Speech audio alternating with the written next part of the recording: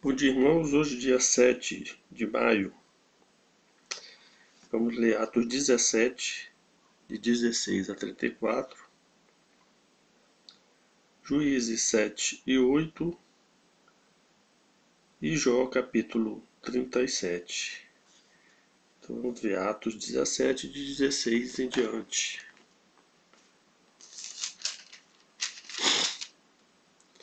O discurso de Paulo em Atenas. Enquanto Paulo os esperava em Atenas, o seu espírito se revoltava em face da idolatria dominante na cidade. Por isso, dissertava na sinagoga entre os judeus e os gentios piedosos. Também na praça todos os dias, entre os que se encontravam ali. E alguns dos filósofos epicureus e estoicos contendiam com ele, havendo quem perguntasse: que quer dizer esse tagarela? E outros: parece pregador de estranhos deuses, pois pregava Jesus e a ressurreição. Então, tomando-o consigo, levaram ao Areópago, dizendo: poderemos saber que nova doutrina é essa que ensinas? Posto que nos trazes aos ouvidos coisas estranhas, queremos saber o que vem a ser isso. Pois todos os de Atenas e os estrangeiros residentes de outra coisa não cuidavam senão dizer ou ouvir as últimas novidades.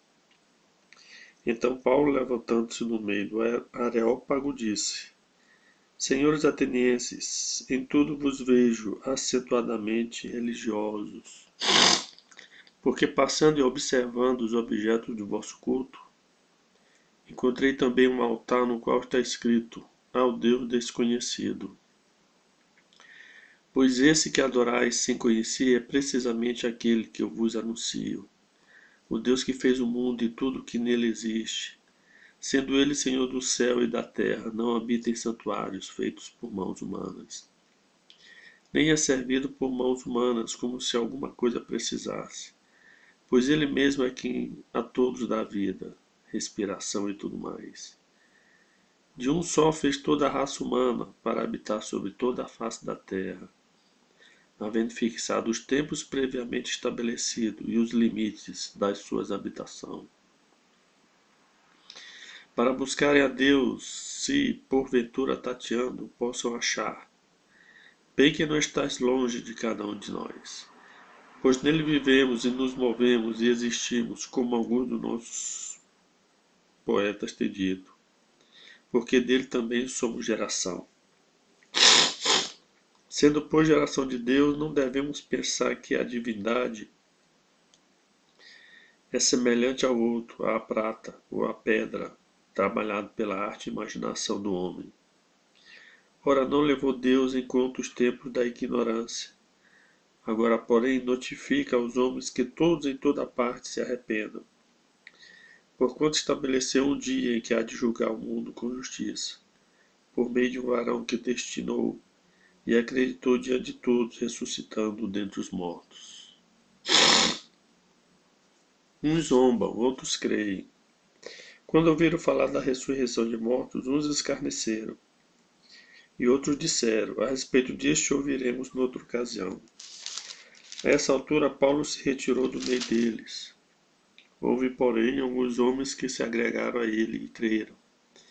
Entre eles estava Dionísio, o Areopagita, uma mulher chamada Damares, e com eles outros mais. Juízes 7 e 8. Juízes capítulo 7. Gideão com 300 homens vence os medianitas. Então Jerubbaal, que é Gideão, se levantou de madrugada e todo o povo que com ele estava, e se acamparam junto à fonte de Arode, de maneira que o arraial dos medianitas lhe ficava para o norte, no vale, defronte do outeiro de Moré. Disse o Senhor a Gideão: é demais o povo que está contigo, para eu entregar os medianitas nas suas mãos. Israel poderia se gloriar contra mim, dizendo: a minha própria mão me livrou. Apregou, pois, aos ouvidos do povo, dizendo: quem for tímido e medroso, volte e retire-se da região montanhosa de Gileade. Então voltaram do povo 22.000, e 10.000 ficaram. Disse mais o Senhor a Gideão: ainda há povo demais, faze-o descer às águas, e ali tu os provarei. Aquele de quem eu te disser, este irá contigo, este contigo irá. Porém todo aquele de quem eu te disser, este não irá contigo, esse não irá. Fez Gideão descer os homens às águas. Então o Senhor lhe disse: todo que lamber a água com a língua, como faz o cão, esse porás à parte, como também a todo aquele que se abaixar de joelhos a beber. Foi o número dos que lamberam, levando a mão à boca, 300 homens. E todo o restante do povo se abaixou de joelhos a beber a água.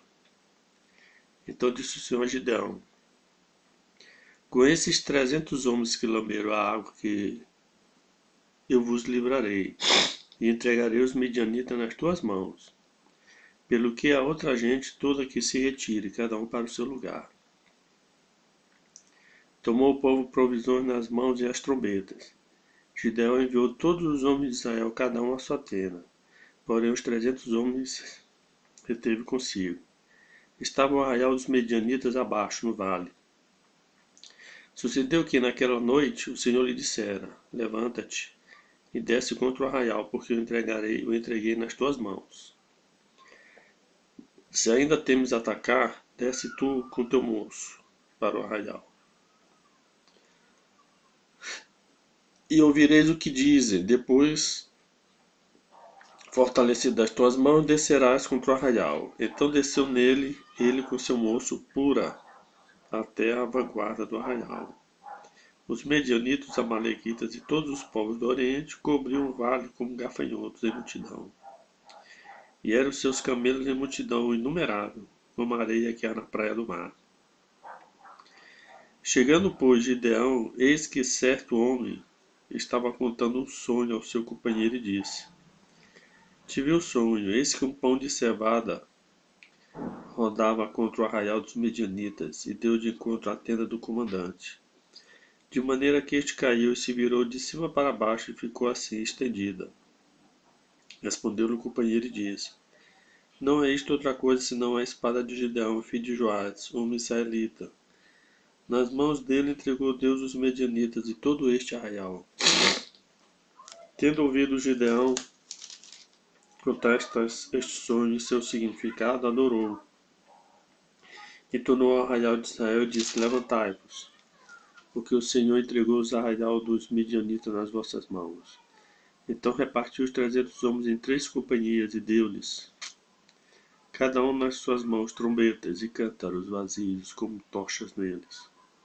E disse-lhes: olhai para mim e fazei como eu fizer. Chegando eu às imediações do arraial, como fizer eu, assim fareis.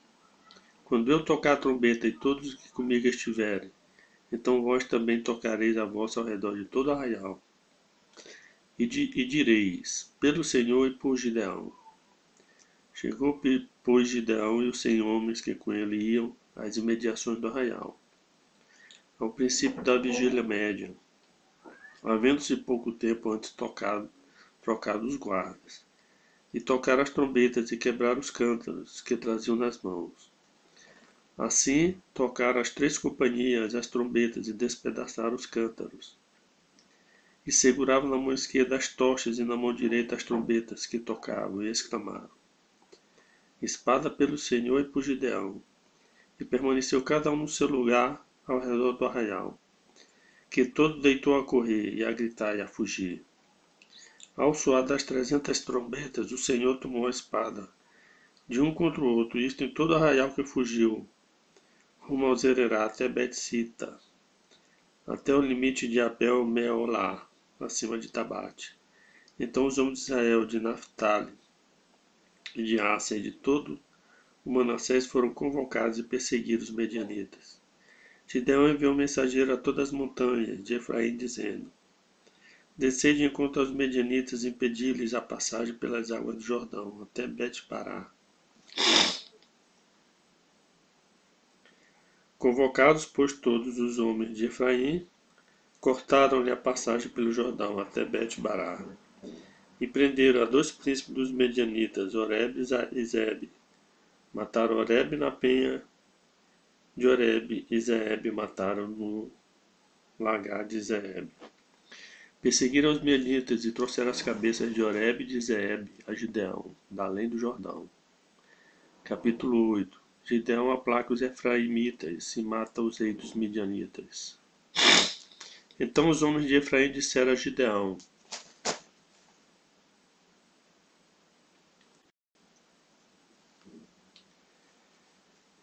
Que é isto que nos fizeste, que não nos chamaste quando foste pelejar contra os midianitas?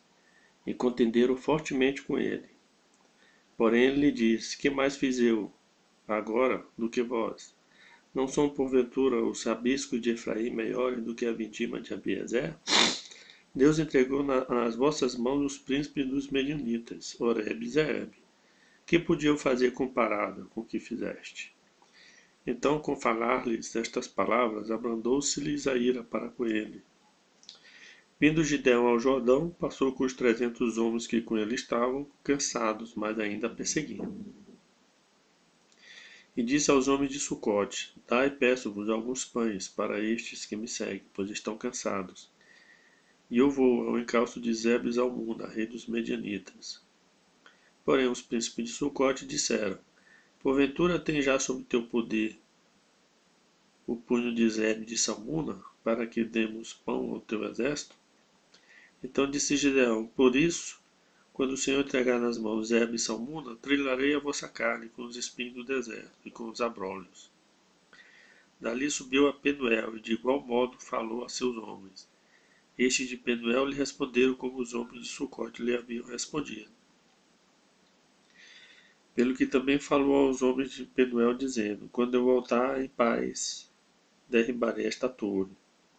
Estavam, pois, Zilbo e Salmuna em Carcó e o seu exército com ele, uns 15.000 homens, todos os que restaram do exército dos povos do Oriente.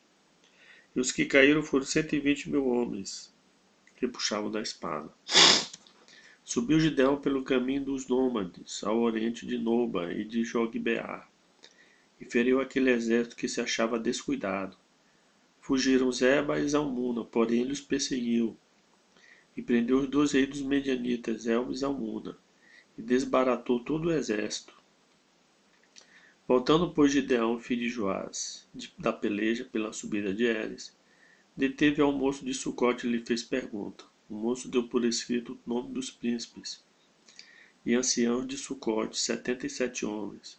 Então veio Gideão aos homens de Sucote e disse: Vedes aqui Zebe e Zalmuna, a respeito dos quais motejaste de mim, dizendo: Porventura tens tu já sob teu poder o punho de Zebe e Zalmuna, para que demos pães aos teus homens cansados? E tomou os anciãos da cidade, e espinhos do deserto, e abrolhos. E com eles deu severa lição aos homens de Sucote. Derribou a torre de Penuel e matou os homens da cidade. Depois disse a Zebe e a Zalmuna: Que homens eram os que mataste em Tabor? Responderam: Como tu és, assim eram eles. Cada um se assemelhava a filho do rei. Então disse ele: Eram meus irmãos, filhos de minha mãe.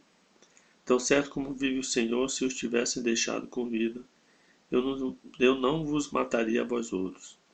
E disse a Jéter, seu primogênito: Dispõe-te, mata-os. Porém o moço não arrancou da espada porque temia, porquanto ainda era jovem. Então disseram os Zebe e Zalmuna: Levanta-te e remete contra nós, porque qual homem tal a sua valentia? Dispôs-se, pois, Gibeão e matou a Zebe e a Zalmuna, e tomou os ornamentos em forma de meia-lua que estavam no pescoço dos seus camelos. Gideão recusa governar, faz uma estola sacerdotal e morre. Então os homens de Israel disseram a Gideão: Domina sobre nós, tanto tu como teu filho e o filho de teu filho, porque nos livraste do poder dos midianitas. Porém Gideão lhe disse: Não dominarei sobre vós, nem tampouco meu filho dominará sobre vós. O Senhor vos dominará, disse-lhe mais Gideão. O pedido vos farei, dai-mos vós cada um as argolas do seu despojo. Porque tinham argolas de ouro, pois eram ismaelitas. Disseram eles, de bom grado as daremos, estenderam uma capa. E cada um deles deitou ali uma argola do seu despojo. O peso das argolas de ouro que pediu foram 1.700 ciclos de ouro. Afora os ornamentos em forma de meia-lua, as arrecadas e as vestes de púrpura que traziam o rei dos medianitas. E afora os ornamentos que os camelos traziam ao pescoço. Desse peso fez Gideão uma estola sacerdotal e a pôs na sua cidade em Ofra. E todo Israel se prostituiu ali após ela.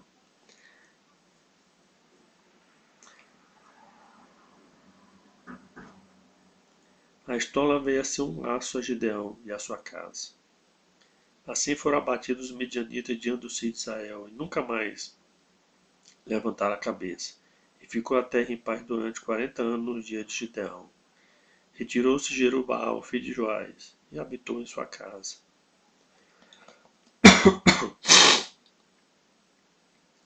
Teve Gideão 70 filhos, todos providos dele, porque tinha muitas mulheres. A sua concubina que estava em Siquém lhe deu também à luz um filho, e ele lhe pôs por nome Abimeleque. Faleceu Gideão, filho de Joás, em boa velhice, e foi sepultado no sepulcro de Joás, seu pai, em Ofra, do Abiesritas. Morto Gideão, tornaram a prostituir-se os filhos de Israel após os Balaíns, e puseram Baal-berite por Deus. Os filhos de Israel não se lembraram do Senhor seu Deus, que os livrara do poder de todos seus inimigos ao redor, nem usaram de benevolência com a casa de Jerubaal, a saber, Gideão, segundo todo o bem que ele fizera a Israel.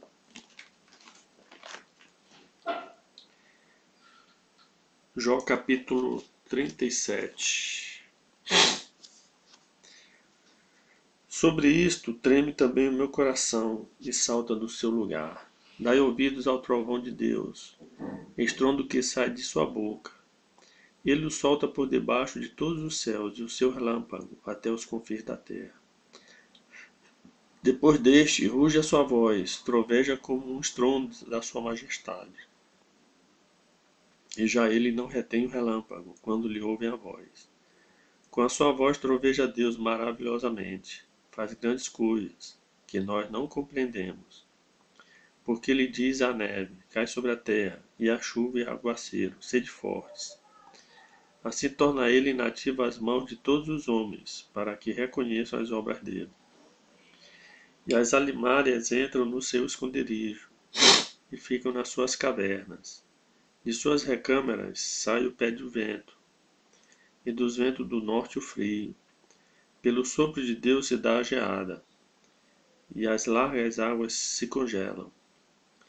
Também de umidade carrega as densas nuvens, nuvens que espargem os relâmpagos.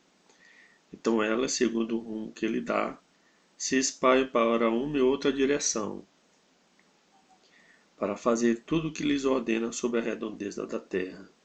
E tudo isso faz ele vir para a disciplina, se convém à terra, ou para exercer a sua misericórdia.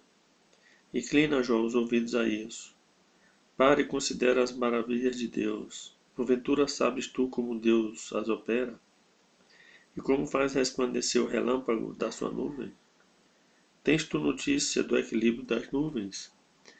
E das maravilhas daquele que é perfeito em conhecimento? Que faz aquecer as tuas vestes quando acalma sobre a terra por causa do vento sul? Ou estendeste com ele o firmamento, que é sólido como espelho fundido? Ensina-nos o que lhe diremos, porque nós, envolto em trevas, nada lhe podemos expor. Contar-lhe-ia alguém o que tenho dito? Seria isso desejar o homem ser devorado? Eis que o homem não pode olhar para o sol que brilha no céu. Uma vez passado o vento que o deixa limpo, do norte vem o áureo resplendor, pois Deus está cercado de tremenda majestade. Ao Todo-Poderoso não o podemos alcançar. Ele é grande em poder, porém não perverte o juízo e a plenitude da justiça. Por isso os homens o temem. Ele não olha para os que se julgam sábios.